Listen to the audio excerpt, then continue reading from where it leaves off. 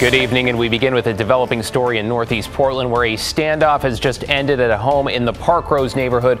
Portland police say this all began just before 6 at Southeast 92nd and Stark when officers tried to stop a vehicle with no plates. Authorities say the driver sped off, but police used a plane to track him and then used a spike strip near Gleason and I-205. That is when the man abandoned his vehicle, they say ran away, and entered a home near Northeast 122nd and Siskiyou. The residents made it out okay, but police say the suspect barricaded himself in an attic over a garage for several hours. Crisis negotiators responded and police made an arrest just before 10 tonight. Nobody was injured.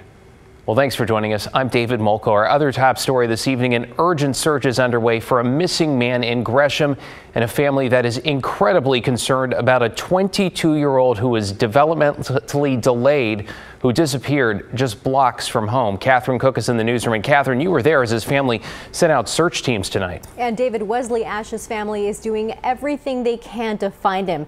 They're afraid he's either lost or with someone he shouldn't be with. And they're working with police to help bring him home. Did you put somebody on this side? I want them to stay on the main roads. It's hard to put a finger on the emotions in this room. Everyone here is worried. So I'm going to take Stark and go this way, and then I'll go that way. Okay. But determined to find Wesley Ash. We want him home. We need him home, and we love him. Melanie Binger is Wesley's cousin and one of several families searching for him.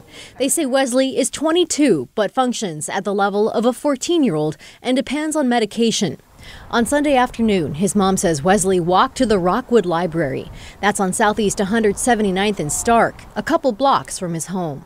The library shared this photo taken around 3:15. Wesley didn't have his phone or medication, so when he didn't come home, his mom called police. He was very loved. Everybody knows that this is really out of Wesley's character. This isn't something that he would typically do. And so we're really afraid for him. On Monday, volunteers spent 5 hours canvassing the area, leaving flyers and checking ring cams. Gresham police put out an alert for Wesley, calling him missing and endangered. Surveillance images show that when Wesley left the library, he headed west when he should have gone east. He could be just scared, maybe he's disoriented, doesn't know where he's at. He's very shy, so he doesn't always ask for help. It's why police are asking anyone who sees Wesley to call 911 or the non-emergency line. We just really would ask for all the prayers. Everybody that could be praying for us, we know there's power in prayer. In Gresham, Catherine Cook, KGW News. Let's take you to Vancouver now, where a viewer sent us this video of the moments right after a car crashed into a house. You can see the flames there. Police say a 5-year-old inside the home suffered some minor injuries. It turns out, authorities add, at the time of the crash, not only were there 2 teenagers in that car, but the vehicle was stolen. This is around 8 Sunday night at the corner of Northeast 47th Street and 56th Avenue. And neighbors told us this corner is particularly problematic, and they are not at all surprised. It's just a fast corner, and it should have more traffic control on it. Even a sign saying dangerous corner, a flashing sign saying caution, dangerous corner would help. It's not safe over here, and I just wish the sheriffs would patrol it more, because then that would be a good deterrent from people wanting to speed and do crazy stuff. Deputies say the 17 and 14-year-old who were in that vehicle got out and ran away, though they found them nearby. The 17-year-old facing multiple charges now, including driving under the influence. Let's get you caught up on tonight's other headlines. The Coast Guard is searching for a missing man who was on board a crabbing ship that went into distress off the southwest Washington coast. Crews were able to rescue 2 people from a life raft late last night, but nearly 24 hours in, they are still hoping to find a third person. The ship got into trouble near the entrance to Willapa Bay, that's near Long Beach.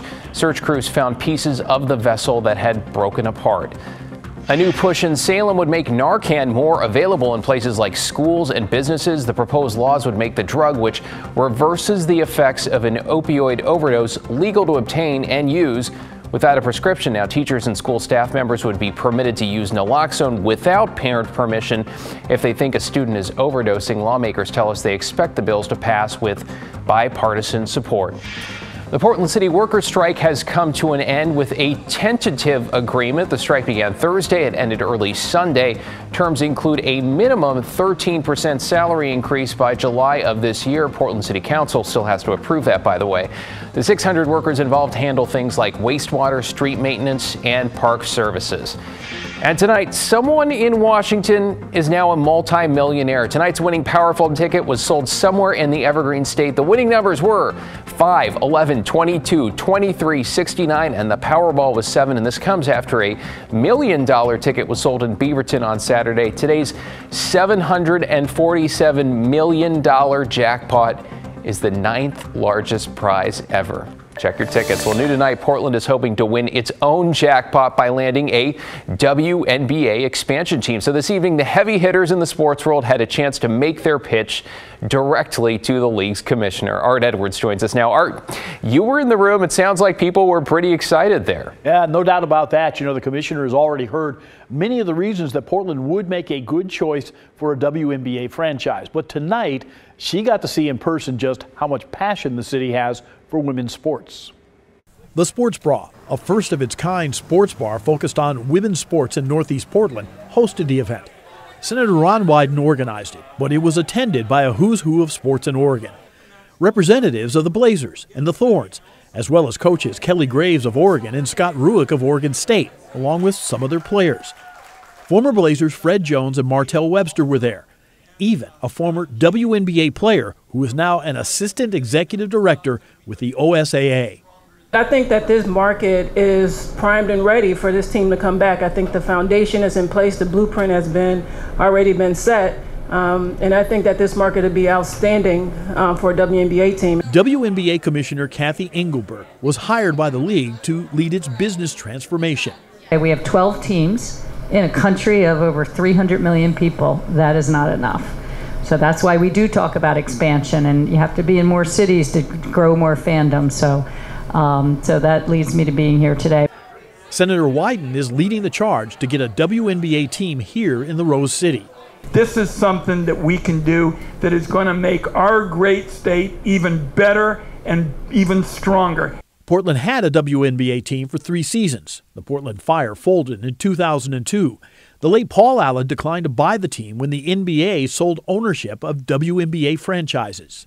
Portland's such an incredible basketball city, and there's a big void without a women's basketball team here. And I think, you know, this group here shows the passion and the energy and how successful and how exciting this would be. The Portland Thorns have enjoyed great success here. Their leadership feels the time is right for another women's professional franchise. The structure's already here, the people are here, and this is what they want. And I think just sitting around and listening to everybody's reasons why, I just want to say it's a full support. And the coaches of the top college teams in the state are all in. I think this is a no-brainer. The W to Portland is just a massive W. All right, Art, it sounds like a lot of folks here are definitely all in. So how soon could the league actually move forward with a new team here? Yeah, right now it looks like 2025 is the earliest that there would be a new team in the league. There are 12 teams on a list right now, and Portland are 12 cities on a list right now, and Portland is one of them.